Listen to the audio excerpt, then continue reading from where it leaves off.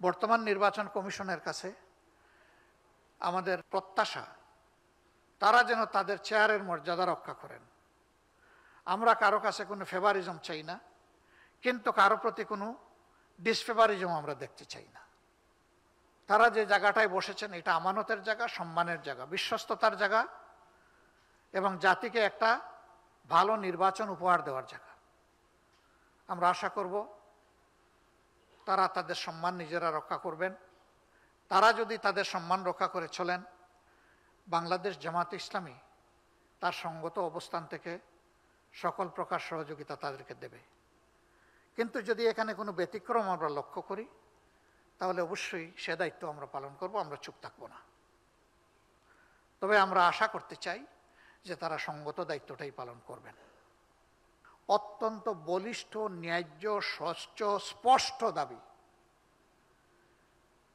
বিদেশে অবস্থানরত প্রত্যেকটি বাংলাদেশিকে ভোটের অধিকার তাদেরকে দিতে হবে। এই তালিকাভুক্ত তাদেরকে অবশ্যই করতে হবে এবং এটা খুব দুঃসহ ব্যাপার নয়। দীর্ঘদিনের এটা কোনো সাধনার প্রশ্নও নেই, এখানে শুধু সদিচ্ছার ব্যাপার। ইসি কথা দিয়েছেন তারা এটা করবেন, কিন্তু আমরা দৃশ্যমান কোনো পদক্ষেপ দেখতে পাচ্ছি না। আমরা উদ্বিগ্ন। যদি 1,10,00,000 প্রবাসী ভোটারদেরকে বাদ দিয়ে, ইগনোর করে বাংলাদেশ আগানোর চেষ্টা করে, এই বাংলাদেশ সফল হওয়ার কোনো সম্ভাবনা নেই। কারণ তাদের সংখ্যা যাই হোক, তাদের রক্ত পানি হয়ে ফুটা ফুটা যে ঘাম জোরে, সেই ঘাম থেকে তারা যে বৈদেশিক মুদ্রা অর্জন করেন, তাদের পাঠানো বৈদেশিক মুদ্রায় বাংলাদেশের অর্থনীতির চাকা চলছে।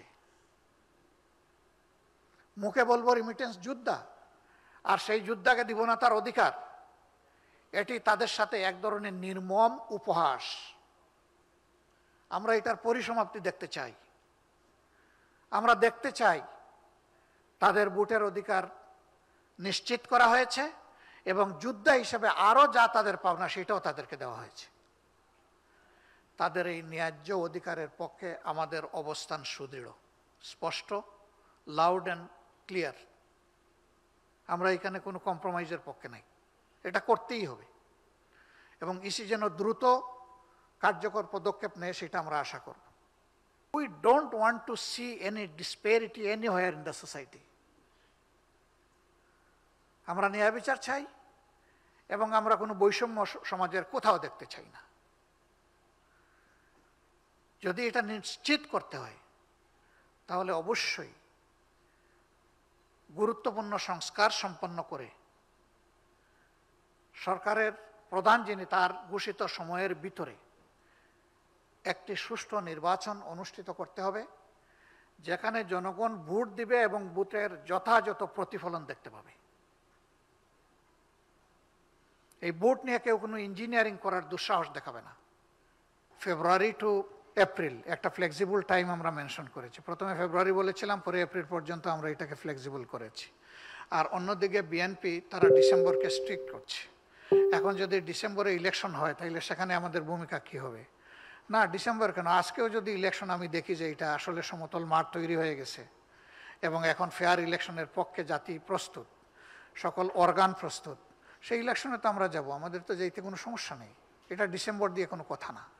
কিন্তু এই বিষয়গুলো পরিষ্কার না করে ডিসেম্বরে, এপ্রিলে হলেও তো কোনো লাভ হবে না।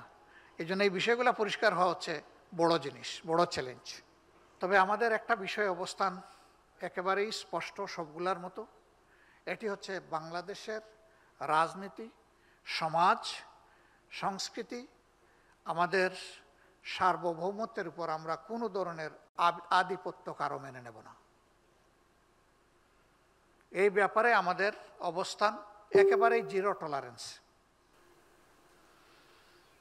এই যারা জীবন বাজি রেখে একটা পরিবর্তনের জন্য লড়াই করেছিল,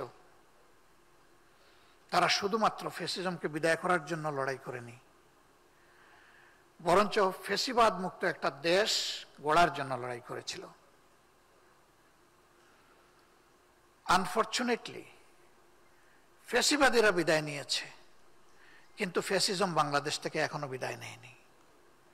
তার কালো ছায়া এবং ভূত এখনো জাতির ঘাড়ে রয়ে গিয়েছে। এই জন্য প্রয়োজন হবে একটি অবাধ, সুষ্ঠু এবং গ্রহণযোগ্য নির্বাচন অনুষ্ঠানের, যার মধ্য দিয়ে একটি ন্যায্য সরকার গঠিত হবে, যারা জনগণের কাছে দায়বদ্ধ থাকবে।